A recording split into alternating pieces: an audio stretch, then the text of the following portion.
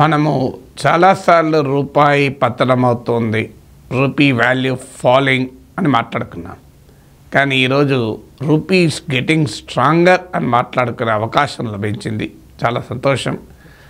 గత కొన్ని రోజులుగా రూపీ వాల్యూ పెరుగుతూ వస్తుంది డాలర్తో పోలిస్తే. లాస్ట్ వీకే 1.2% రూపీ వాల్యూ పెరిగింది. సో ఇప్పుడు 85.50 వరకు కూడా చేరుకుంటుంది అని అంటున్నారు. ఒక దశలో 87, 88 వరకు కూడా చేరింది. 88 నుంచి కన్సిస్టెంట్గా మెరుగవుతూ మధ్యలో కొన్ని హెచ్చుతగ్గులు ఉన్నప్పటికీ కూడా ఇప్పుడు లిటిల్ లెస్ దెన్ 86 దగ్గర ఉంది. ఇంకా 85.50 కూడా ఇంప్రూవ్ కావచ్చు అంటున్నారు. మార్చ్ నెలలో రూపీ వాల్యూ 1.83% ఇంప్రూవ్ అయింది. మార్చ్ మంత్లోనే 1.83% రూపీ వాల్యూ పెరిగింది డాలర్తో పోలిస్తే. సో ఎందుకు ఇది జరుగుతుంది అంటే దీనికి స్ట్రేట్ రీజన్ ఏంటంటే డాలర్ వాల్యూ దెబ్బతింటుంది. డాలర్ వాల్యూ ఇప్పుడు డాలర్ ఇండెక్స్ అంటారు. అంటే కొన్ని దేశాల కరెన్సీలతో పోల్చి డాలర్ ఇండెక్స్ను క్రియేట్ చేస్తారు. అంటే value of dollar when compared to basket of currencies. కొన్ని ముఖ్యమైన కరెన్సీ యూరో ఇలాంటి ముఖ్యమైన కరెన్సీస్తో కలిపి చూస్తారు. ఈ డాలర్ ఇండెక్స్ మార్చ్ నెలలో 3.26% పడిపోయింది. సో అందువల్ల రూపీ స్ట్రాంగ్ అవ్వటానికి కారణము డాలర్ వాల్యూ పడిపోవడం. ఎందుకంటే ఇది డాలర్ రూపీ ట్రాన్సాక్షన్ డిసైడ్ చేసే వాల్యూ కనుక. సో డాలర్ వాల్యూ పడిపోవడం అనేది రూపీ వాల్యూ పెరగటానికి దోహదం చేసింది. అయితే వన్ గుడ్ థింగ్ ఏంటంటే ఏషియన్ కరెన్సీస్లో మన రూపే బెస్ట్ పర్ఫార్మింగ్ కరెన్సీ. ఇది ఒకటి పాజిటివ్ ఆస్పెక్ట్. సో ఇప్పుడు డాలర్ వాల్యూ ఇంకా ఎంత పడిపోతుంది అనేది ఎవరమో చెప్పలేము. డాలర్ వాల్యూ ఎందుకు దెబ్బతింటుంది అనే దానిపైన నేను గతంలో కూడా మాట్లాడాను. 4+4 ఆఫర్. మొదటిసారిగా కంట్రీ డిలైట్ పాలని 4 రోజులు ఆర్డర్ చేసిన వాళ్ళకి మరో 4 రోజులు ఫ్రీ.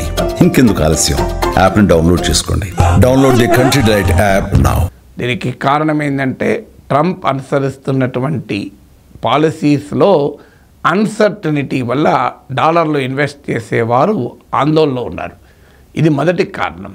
రెండవది ఫెడ్ రిజర్వ్ అంటే అమెరికన్ సెంట్రల్ బ్యాంక్, మన ఆర్బీఐ లాగా ఇంట్రెస్ట్ రేట్స్ను స్థిరంగా ఉంచవచ్చు లేదా తగ్గించవచ్చు అనేది అంచనా. ఎందుకంటే ఇంట్రెస్ట్ రేట్స్ ఎక్కువగా ఉంటే డాలర్కు డిమాండ్ పెరుగుతుంది. ఎందుకంటే డాలర్ డినామినేటెడ్ అసెట్స్లో దాచుకుంటారు కనుక. కానీ అమెరికన్ ఫెడరల్ రిజర్వ్ ఇస్తున్న ఇండికేషన్ ఏంటంటే ఇంట్రెస్ట్ రేట్స్ స్టడీగా ఉండవచ్చు లేదంటే తగ్గవచ్చు అని. ఇది రెండవ కారణం డాలర్ అన్అట్రాక్టివ్ కావటానికి. మూడో కారణం ఏంటంటే ఫియర్స్ ఆఫ్ రిసెషన్. అమెరికాలో రిసెషన్ మాంద్యం వస్తుందా అనే ఆందోళన వ్యక్తమవుతుంది. మాంద్యము వచ్చినా రాకపోయినా అమెరికన్ గ్రోత్ రేట్ మాత్రం దెబ్బతింటుంది అనేది దాదాపు అందరూ ఎక్నాలెడ్జ్ చేస్తున్నారు. ఇక రిసెషన్ ప్రాబబిలిటీని గోల్డ్మ్యాన్ సాక్స్ 20% అంటే S&P 500 40% అన్నది. ట్రంప్ అనుసరిస్తున్నటువంటి ఎకనామిక్ పాలసీస్ను మోర్ దెన్ 54% తప్పని మేము వ్యతిరేకిస్తున్నామని ఇటీవల CNN పోల్లో కూడా చెప్పారు. సో ఈ రిసెషన్ను తొలుత ట్రంప్ను అడిగితే ఈ did not even rule out, రాదు అని గట్టిగా చెప్పకుండా there is a period of transition అన్నాడు. తర్వాత దాంతో అమెరికన్ స్టాక్ మార్కెట్లు భారీగా పతనమయ్యాక కొంత తేరుకొని లేదు రిసెషన్ రాదు అన్నాడు. కానీ రిసెషన్ ఫియర్స్ అయితే క్లియర్గా కనబడుతున్నాయి. ఒకవేళ రిసెషన్ను తట్టుకోగలిగిన అంటే మాంద్యం రాకుండా నివారించగలిగిన ఎకనామిక్ గ్రోత్ రేట్ అమెరికా మాత్రం దెబ్బతింటుంది ట్రంప్ అనుసరిస్తున్న పాలసీస్ వల్ల అనే అభిప్రాయం అయితే యూనివర్సల్గా వ్యక్తమవుతుంది. దీనికి తోడు ఇప్పుడు రెసిప్రోకల్ టారిఫ్స్ అంటున్నాడు. ట్రంప్ ఏం చేస్తాడో ఎవరికి అర్థం కాదు. ఒకసారి టారిఫ్స్ విధిస్తా అంటున్నాడు, ఒకసారి విధించా అంటున్నాడు. ఈ టారిఫ్స్ అమెరికాలో కూడా కాస్ట్ ఆఫ్ ఇన్ఫ్లేషన్ పెంచుతోంది. అంటే కాస్ట్ ఆఫ్ లివింగ్ క్రైసిస్ పెంచుతుంది. అమెరికాలో కూడా కన్జ్యూమర్స్కు ధరలు పెంచుతున్నది. వరల్డ్ వైడ్గా ముఖ్యంగా యూరోప్లో కెనడాలో బాయ్కాట్ అమెరికా అనే ట్రెండింగ్ అవుతోంది. సో ఈ పరిణామాలన్నీ అమెరికన్ డాలర్ పైన నెగిటివ్ ఇంపాక్ట్ చూపుతోంది. దానివల్ల ఈ మార్చ్ నెలలో డాలర్ ఇండెక్స్ 3.26% పడిపోయింది. దీని డైరెక్ట్ ఇంపాక్ట్ మన రూపీ వాల్యూ మార్చ్ మంత్లో 1.83% పెరిగింది.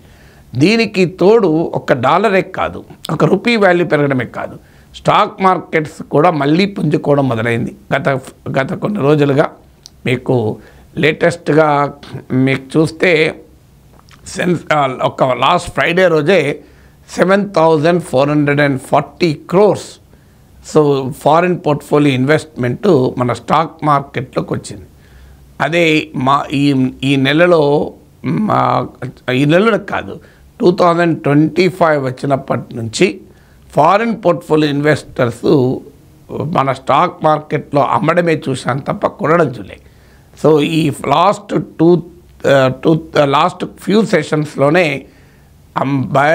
బయర్స్గా మారిపోయారు ఫారిన్ పోర్ట్ఫోలియో ఇన్వెస్టర్స్. సో ఎప్పుడైతే మన స్టాక్ మార్కెట్లోకి కూడా ఫారిన్ ఫండ్స్ ఫ్లో ఇంప్రూవ్ అయిందో ఇది క్లియర్గా రూపీకి అడ్వాంటేజ్గా మారుతుంది. దీనికి తోడు గ్లోబల్ ఆయిల్ ప్రైసెస్ కూడా ఇవాళ $72 per barrel లోపు ఉంది. $71.88 అంటే బ్రెంట్ క్రూడ్ అంటారు. రకరకాల క్రూడ్ ప్రైస్ ఉంటాయి కానీ ఎవరేజ్న మీకు standard price little over around $72 ఉంది. ఇది కూడా ఒక పాజిటివ్ అంశం, ఎందుకంటే ఆయిల్ ప్రైసెస్ కూడా డౌన్ కావడం అనేది కూడా రూపీ పట్ల సానుకూల ప్రభావం చూపుతుంది.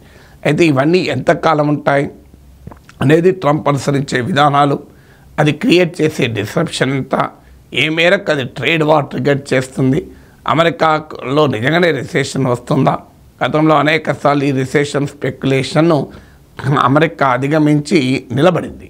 సో అందువల్ల వరల్డ్లో డిఫరెంట్ కంట్రీస్ అమెరికాతో రాజీ పడతాయా, ఘర్షణ పడతాయా, జియోపొలిటికల్ టెన్షన్స్ ఏమవుతాయి, ఇలాంటి అనేక ఫ్యాక్టర్స్ పైన ఆధారపడింది ఈ phenomenon of rupee getting stronger. రూపాయి బలపడే ఈ ధోరణి కొనసాగుతుందా, ఇది తాత్కాలిక ధోరణ లేదా కొంతకాలం కొనసాగుతుందా అనేది అనేక ఫ్యాక్టర్స్ నిర్ణయిస్తుంది.